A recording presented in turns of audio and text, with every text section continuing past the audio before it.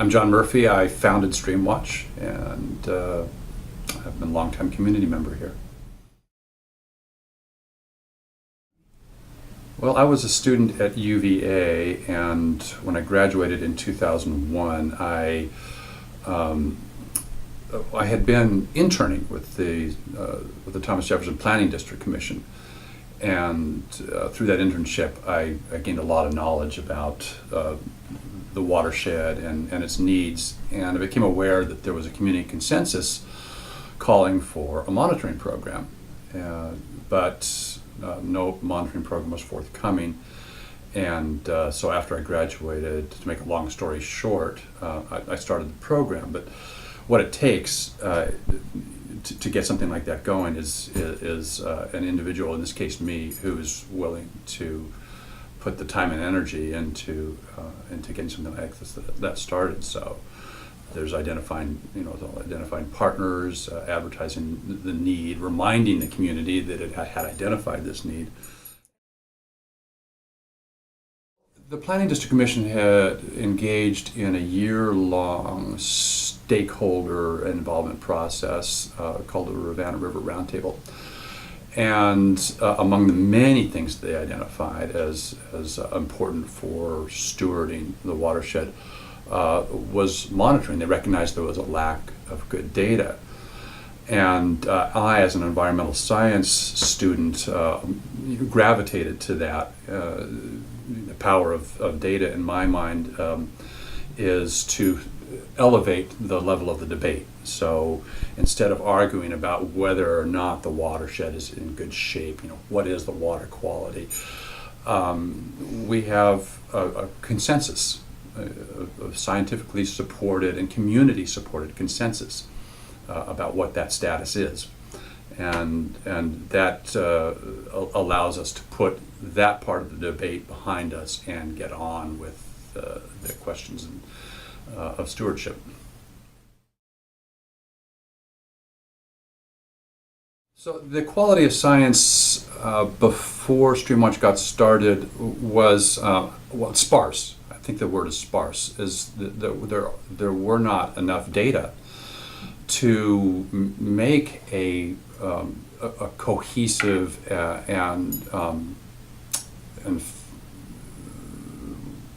basically there weren't enough data to really evaluate the condition of the resource, and that's the status really in most communities across America and probably around the world. And since the inception of Streamwatch, we've developed a database that gives us a real sense of the quality of the watershed that's pretty rare. And the watershed's a phenomenal resource, and now so is this data set that we have. Streamwatch got started in 2002, but really got officially off the ground in 2003. There was a lot of work behind the scenes to line up the partners. The initial partners were the Thomas Jefferson Soil Water Conservation District, the Thomas Jefferson Planning District Commission, Rivanna Conservation Society, and the Nature Conservancy. And once those four organizations were on board, it was then a matter of finding funding, and our initial grant came from Canaan Valley Institute, small grant, but it was enough to say that we had some money and enough to get us started. For the first year, most of the sampling was done by me and a small handful of volunteers, and of course we built that up over time. But to get something like that going, there have to be a few very dedicated folks, and so I spent a lot of time in the field initially, and that was wonderful. That was the best part of the experience. And how many sites did you have? We started off with about 20 sites, and that's grown over the years to 50, which is I think is a great number. We have and this, I think one of the important things to point out is those sites have been selected to be as representative as possible. So, so they're representative with respect to the geography of the region, the hydrology of the region, and the land use. So while one can never have a perfect statistical picture, we do have a very strong one. Well, from the start, we had the concept of, as I say, of the organization was to bring excellent data to the community. And initially, we used the Virginia Save Our Streams protocol, which was a good method for reading the quality of the streams and the habitat through the benthic macroinvertebrate community. But it became clear to me after less than 2 years that to have real buy-in from the top-level scientific community and from regulators, that we needed to up that a little bit. So we decided to emulate the Department of Environmental Quality's own protocol, which is the Virginia Save Our Streams Index, and it requires family level identification of the organisms. It's more rigorous. It involves more taxonomic skill and a lot more training for the volunteers, but it does enable us to bring our data to the Department of Environmental Quality and to other experts, whether they're regulators or other partners in the community, and say without a shadow of a doubt that this is high level information. Level 3 means that the Department of Environmental Quality uses our data the same way they use their own data. So streams can be listed or delisted based on the work that Streamwatch does, without the Department of Environmental Quality having to come in and check. So level 3 data allows the Department of Environmental Quality to use our data without having to check in order to place or remove waterways from the impaired waters list. And TMDL is the total maximum daily load that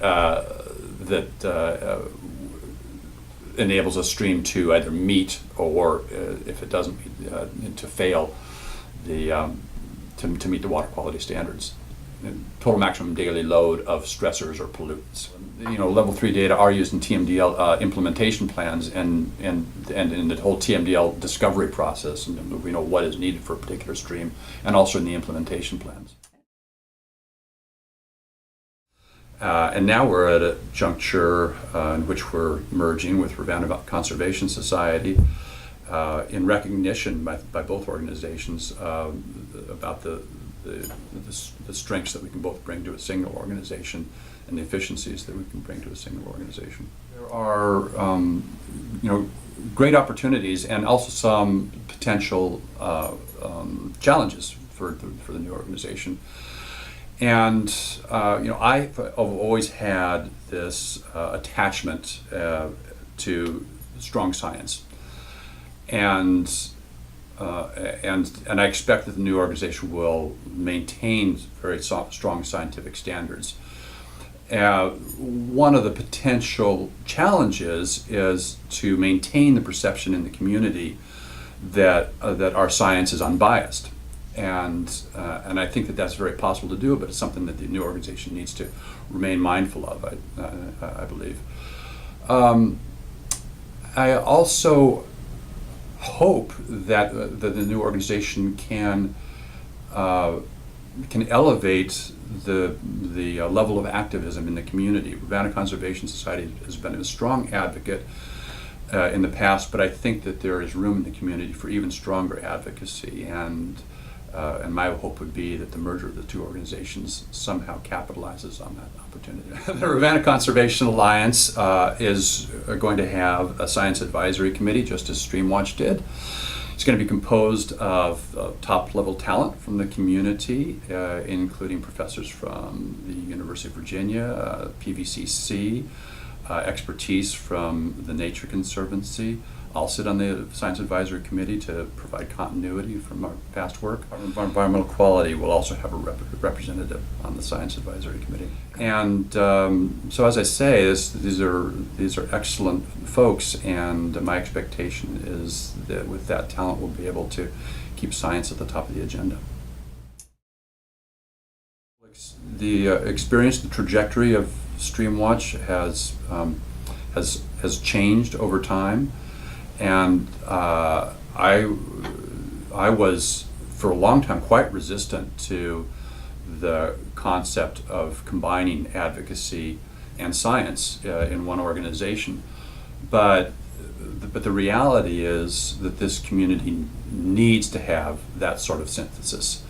And so I've let go of that concern and replaced it with high hopes and expectations for the new organization. One of the things that I realized over time is that even though Streamwatch was, purely a data generating organization, so it wasn't, we never had the purity of perception that I wanted, and science. The other thing I've learned is that science alone won't move people.